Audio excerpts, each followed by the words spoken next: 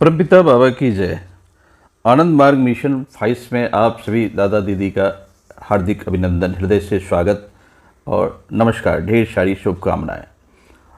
Next एक आनंद मार्ग की न्यायिक व्यवस्था के अंतर्गत हम पार्ट 1, 2, 3 ऐसा क्रमशः विश्लेषण करने की कोशिश करेंगे। और आनंद मार्ग की न्यायिक व्यवस्था में पार्ट 1 की तरफ हम प्रवेश कर रहे हैं। आनंद मार्ग प्रचारक संघ एक इंटरनेशनल संस्था है और जिसकी विश्व के अधिकतर देशों में शाखाएं हैं।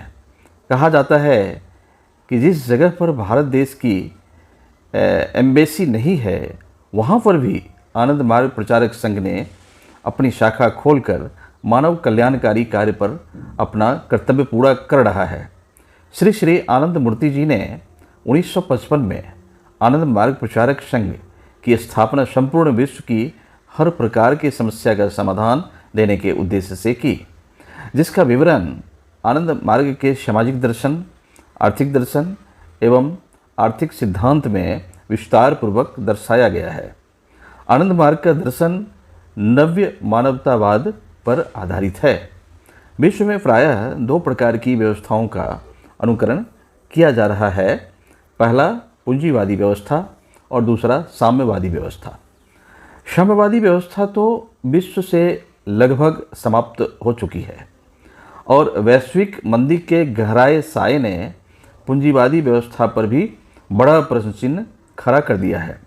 जब हम लोग कुछ साम्यवादी व्यवस्था का अनुकरण करने वाले देशों को देखें तो वे भी अपने साम्यवादी सिद्धांतों को तिलांजलि देकर मिक्स्ड या पूंजीवादी व्यवस्था का अनुकरण कर रहे हैं। पूंजीवादी व्यवस्था, साम्यवादी व्यवस्था और मिश्रित अर्थव्यवस्था आम जनता का चतुर्मुखी कल्याण करने में हर तरह से विफल सिद्ध हुई है। विश्व का शायद ही कोई देश है जो भ्रष्टाचार, शोषण, रिश्वतखोरी, स्कैंडल इत्यादि से मुक्त हो, जिसके कारण मनुष्य की शारीरिक, मानसिक एवं आध्यात्मिक प्रगति नहीं हो पा रही है। इन्हीं बातों को ध्यान में रखते हुए श्री श्री आनंद मूर्ति जी ने आनंद मार्ग प्रचारक संघ की स्थापना की। श्री श्री आनंद मूर्ति जी ने आनंद मार्ग प्रचारक संघ संस्था के अंतर्गत अपनी आदर्शवादी विधायिका, कार्यपालिका एवं न्यायिक व्यवस्था देकर विश्व के सामने एक उदाहरण पेश किया है। इसके मुख्य बिंदु इस प्रकार हैं।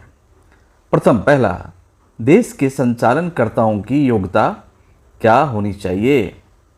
नंबर 2, देश के संचालकों को मानव कल्याणकारी योजनाओं को बनाते समय किन किन बातों पर ध्यान देना चाहिए।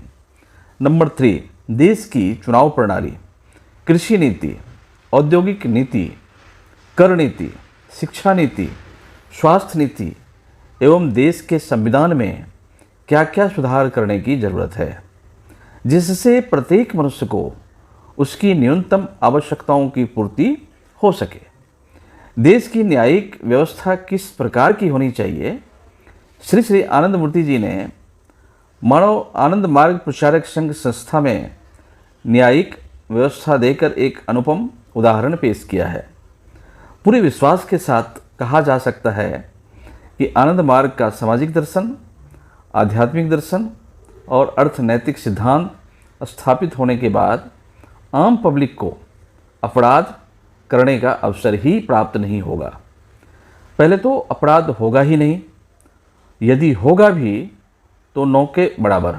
लेकिन जो लोग स्वभाव के कारण अपराध करेंगे उसका भी श्री श्री आनंद मूर्ति जी ने समाधान दिया है। अब हम आगे चर्चा करेंगे कि आनंद मार्ग प्रचारक संघ की आंतरिक न्याय व्यवस्था त्रुटि रहित किस प्रकार की होगी। क्रमशः अगले अंक में जारी आनंद मार्ग प्रचारक संघ की अंतर्गत प्रस्तुति का विश्लेषण इसमें क्रमशः हर पार्ट में होता जाएगा, हम करने की कोशिश हम लोग करेंगे। धन्यवाद। परमपिता बाबा की जय।